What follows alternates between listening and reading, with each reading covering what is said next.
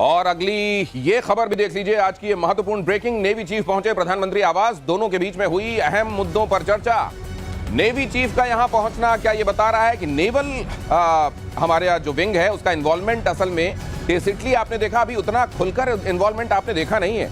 आगे ऑपरेशन सिंदूर अगर ऑनगोइंग है और अभी तो विकराल रूप सामने आना बाकी है भारतीय शौर्य का, तो फिर ये विकराल रूप कैसा हो सकता है और क्या इसमें नेवी की भूमिका महत्वपूर्ण होने वाली है? हमारे साथ जुड़ रहे हैं खास मेहमान और मेजर गौरव आर्या भी पहुंच ही गए, बस वो पहुंचे। एयर वाइस मार्शल पीके श्रीवास्तव मेरे साथ हैं और कर्नल शैलेंद्र मेरे साथ जुड़े हुए हैं। सर, ये लगातार इंडिकेशन भारत की तरफ से उधर कहा जा रहा है उधर से कि 3-3 दिन का सीज फायर मिला हुआ। भारत ने कहा नहीं, जो सीज फायर तय हुआ है वो अभी चल रहा है, ये 3-3 दिन वाला कोई नाटक नहीं है। दूसरा ये भी कह दिया गया है कि ये रुका है थोड़ी देर के लिए, लेकिन आगे जो है बहुत विकराल है। मतलब what is there in waiting sir? विकराल तो बहुत ही विकराल होगा दिनेश, इतना विकराल होगा कि अभी नेवल चीफ आ चुके हैं मैदान जंग में। नेवल चीफ के आते ये होता है कि आपकी टोटल ब्लॉकेज हो सकती है। अगर कराची से करना शुरू किया साउथ से, हाँ। तब तो इनके पास कुछ भी नहीं बचेगा।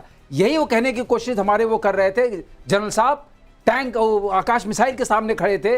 उन्होंने कहा देखिए हम तैयार हैं और हमें आप पे पूरा विश्वास है कि आप विश्वासघात करेंगे, आप कोई चीज मान के नहीं चलते हैं, तो सिखाने के लिए हम तैयार हैं। जो तो आप हमें हाँ। प्रतिशोध जारी रहेगा जब तक आखिरी आतंकवादी जिंदा है। और मेजर गौरव आर्या पूरे दिन ही runs around here and there, आप उनको लगातार व्यस्त पाते हैं। फौज में रहते हुए आप लोग कितना दौड़ते होंगे? मैं तो ये सोचता हूं कि अगर आप अभी इतने व्यस्त हैं मेजर गौरव आर्या। और दूसरी बात, यहां पर मैं अभी इनको ये बता रहा था अपने दर्शकों को कि प्रतिशोध न सिर्फ जारी है, आगे बहुत विकराल है। मतलब जो देखा है उससे कहीं ज्यादा, ये खुद सर्विंग ऑफिसर कह रहे हैं।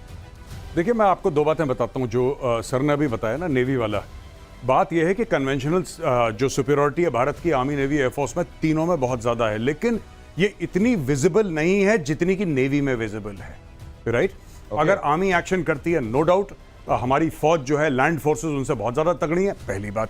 दूसरी चीज ये है, एयर पावर भी हमारा उनसे बहुत ज्यादा सुपीरियर है, लेकिन ये जो सुपीरियरिटी का गैप है नेवी में बहुत ज्यादा नजर आता है। Whether you talk about nuclear submarines, aircraft carriers, आपके डिस्ट्रॉयर्स हैं, आपके पास जो प्लेटफॉर्म्स हैं वहां पे, ये इतने फिनोमिनल है कि पाकिस्तान ने कभी कुछ देखा नहीं है ऐसा। देखा नहीं है ऐसा।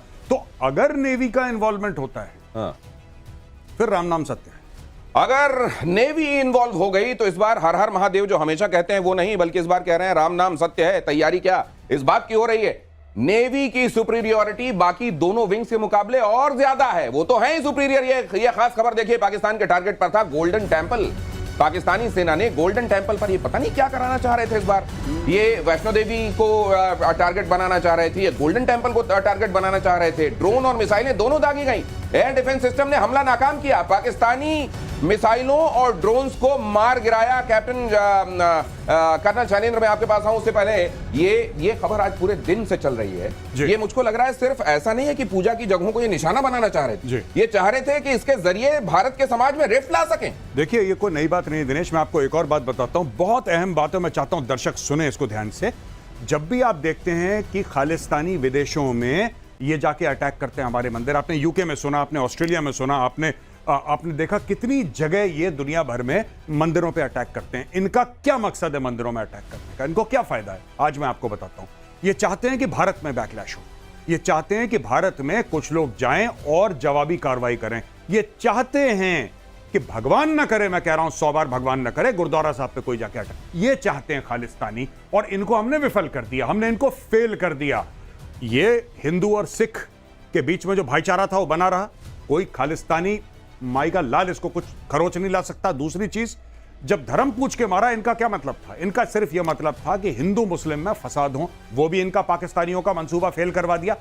ये जो चीजें हैं कि हम, अच्छा इसमें पता है खालिस्तानी भी इन्वॉल्व है, जो आप कह रहे हैं गोल्डन टेंपल वाली बात, कि आप ऐसा करोगे, आप वहां से मिसाइल मारोगे, अगर ये ना पकड़ पाए मिसाइल, अगर एडी एफर्ट उसको ड्रॉप नहीं कर पाया, फिर उसके बाद हम लोग ऐसा करेंगे कि ये दंगे फसाद, ये सारा का सारा कम्युनल। आपने आसिम मुनीर की स्पीच नहीं सुनी? बिल्कुल, it was a purely communal speech, it was a purely communal speech. ये भारत में जितने भी धर्म है, हिंदू मुस्लिम सिख ईसाई, इनके बीच में फसाद करवाने की साजिश है। तो सोचिए ये कितना षड्यंत्रकारी दिमाग है। और आगे मैं आपको ले चलूं, मेजर जनरल शेषाद्री क्या कह रहे हैं वो जरा सुन लीजिए।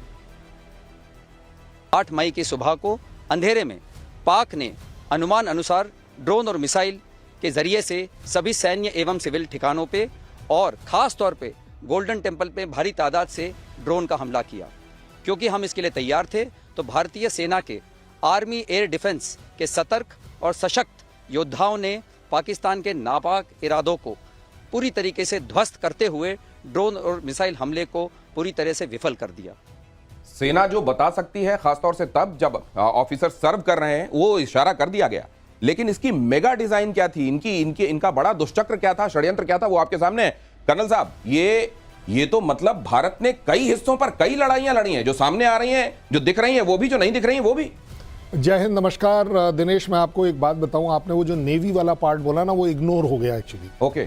क्योंकि गौरव ने बड़े अच्छे से बताया, वहां कंपैरिजन ही नहीं है। हाँ। लेकिन फिर भी उसके बावजूद नेवल चीफ जो प्राइम मिनिस्टर को मिलने गए थे, हाँ। वो एक्चुअली अपना प्रोटेस्ट दर्ज करने गए थे हाँ। कि पिछले 2 बार भी सर हमें मौका नहीं मिला, इस बार एक मौका ऐसा मिलना चाहिए कि दुनिया में, पाकिस्तान में ये चीज बिल्कुल अंदर इनग्रेन्ड हो जाए कि अगर नेवी उतर गई तो इसके बाद वो जो राम नाम सत्य है ना, मेरे ख्याल उसकी भी गुंजाइश नहीं पड़ेगी। You will vanish. As far as I am concerned, naval chief इस समय बहुत गुस्से में होंगे कि मुझे मौका क्यों नहीं दिया जा रहा, क्यों नहीं इंडियन नेवी को वो रुतबा मिल रहा जिसकी वो हकदार है। वो अपने आप में नेवी क्या कर सकती है ये मुझे पता है। जो दिखेगा नहीं वो बिकेगा कैसे। दिखाना है इस समय ये कि ना केवल हमारी आर्मी, एयरफोर्स अपने आप में काबिल तारीफ है, नेवी का भी जो अपना रुतबा है बिल्कुल अलग है और एक अलग लड़ाई लड़ सकते हैं। मेजर आर्या पहले कह चुके हैं कि अब नेवी का कंट्रीब्यूशन बाकी है, और मुझको लगता है वही आगे दिखाई देने वाला है। पाकिस्तान की मिसाइल शाहीन पर बड़ा खुलासा देखिए, जंगी टेस्ट में पूरी तरह से विफल शाहीन। नाम लिख लेते हैं ये बड़े बड़े, ये उनके मुताबिक एक बड़ा ऐसा फॉर्मिडेबल किस्म का नाम उन्होंने चुना था, शाहीन मिसाइल। लेकिन उसका हाल क्या हुआ देख लीजिए। पाकिस्तान ने शाहीन से किया था भारत पर अटैक, नूर खान एयरबेस से किया गया था ये अटैक, और शाहीन के वॉरहेड में, ये कन्वेंशनल वॉरहेड था, न्यूक नहीं था, हवा में ही इसको फुस कर दिया गया। पाकिस्तान की सबसे ताकतवर मिसाइलों में से एक मानी जाती है शाहीन। नाम बड़े और दर्शन छोटे, मेजर गौरव। शाहीन मतलब ईगल होता है, हाँ। उसका नाम कबूतर रखना चाहिए। ये पता नहीं कहाँ शाहीन वाइन, ये सारा का सारा चीनी माल है। हम डिस्कस कर चुके हैं आपकी शो में जी, सारा इनका चीनी माल है। और ये सिर्फ, जैसा मैंने पहले बताया था, चाइना से मिसाइल लेते हैं, थोड़ा सा उसमें लिपस्टिक, काजल, नेल पॉलिश लगा के उसको टचअप वचअप करके, पेंट पॉलिश करके, जब शाहीन, गौरी, गजनवी, बाबर, फलाना, ढिमका, पता नहीं क्या चक्कर है इनका। और ये ऐसी मिसाइल इनकी फेल हो जाती है क्योंकि अच्छा, इसमें से 90% ऐसी मिसाइल जो चाइना खुद यूज नहीं करता। आपको एक बात पता होनी चाहिए, चाइना कहता है सड़ी गलियां हम नहीं यूज करते, पाकिस्तान को दे दो, क्योंकि पाकिस्तान मुफ्त में मांगता है, पैसे देता नहीं पाकिस्तान। तो अब मुफ्त में जो माल मिलेगा भाई साहब, वो तो वैसे ही मिलेगा। तो ये इसी तरीके के नामों के आगे अफरीदी या ऐसा कुछ जोड़ के अपना नाम भी रख लेते हैं, और इसी तरह के नामों के आगे कुछ जोड़ के ये इस तरह का मिसाइल बना लेते हैं जो चलता नहीं। दिनेश, ऐसा है ना, इनके नाम अगर जाके इनको आप विकिपीडिया में देखें और इनका डिस्क्रिप्शन देखें तो आपको ऐसा लगेगा पत्नी कितनी खतरनाक मिसाइल है। शाहीन का एक वर्जन थोड़ी ना है, शाहीन 1, शाहीन 2, शाहीन 2A, शाहीन 3। ओ मार कर देंगे हम अंडमान निकोबार तक, वहां तक की बातें करते हैं। लेकिन जो कहा, सारी लाइफ एक्सपायर्ड मिसाइल्स इनको दे दी गई हैं। वॉरहेड लाइफ एक्सपायर्ड है, प्रोपेलेंट्स लाइफ एक्सपायर्ड है, बूस्टर्स लाइफ एक्सपायर्ड है, इलेक्ट्रॉनिक्स तो चलता नहीं है। तो इनको मारने में कोई दिक्कत नहीं हुई। मैं आपको बता दूं, इनको आकाश ने ही मार दिया। कहने को ये कोई सुपरसोनिक है, कोई सबसोनिक है, तरह तरह के हैं, और इतना नाम ऐसा फैला हुआ है, ऐसे कहते हैं ना, ये देखिए बात का आतंक, बात का आतंक, काम में कुछ नहीं। ये बतौलेबाजी बहुत काम नहीं आती है। बड़े बड़े नाम ये देख लीजिए, ब्रह्मोस एक नाम ऐसा जो वहां पर तबाही मचाकर आ गया, और वहां की शाहीन की धज्जियां उड़ गई। जंगी टेस्ट में चीन के हथियार कंप्लीटली फेल दिखाई दिए। एयर डिफेंस सिस्टम से मिसाइल तक, तमाम जो इनके पास जितनी चीजें थी, अच्छी बात यह है कि सब कुछ इन्होंने सामने रख दिया। कुछ ऐसा नहीं है जब इनके पास, और कहते हैं दबी जुबान की न्यूक की भी हकीकत सामने आ गई है। चाइनीज फाइटर जेट भी तबाह हो गए हैं, और पाकिस्तान ने किया था चीनी हथियार का इस्तेमाल। 82% हथियार, 82%। देखिए इनका ये कितने आत्मनिर्भर हैं, कितने सेल्फ रिलायंट हैं, ये भी देख लीजिए। 82% हथियार चीन से मंगाए जाते हैं पाकिस्तान में, और जब वो मंगाए जाते हैं और टाइम आता है तो वो कैसे साबित होते हैं ये भी आप देख लीजिए। ये कर्नल साहब, ये इनको भी पता होगा कि हमारी जो बंद मुट्ठी है जिस दिन खुलेगी 2 कौड़ी की हो जाएगी, लेकिन उसके बावजूद ये मुट्ठियां खोलते क्यों हैं? देखिए, चाइनीज इक्विपमेंट को कभी भी अंडर एस्टिमेट मत करिएगा। ऑन अ सीरियस नोट, ज़्यादा बड़ी बात यह है कि वो बड़े रिलायबली, इसीलिए बोला जाता है कि चाइनीज मटेरियल मत खरीदो।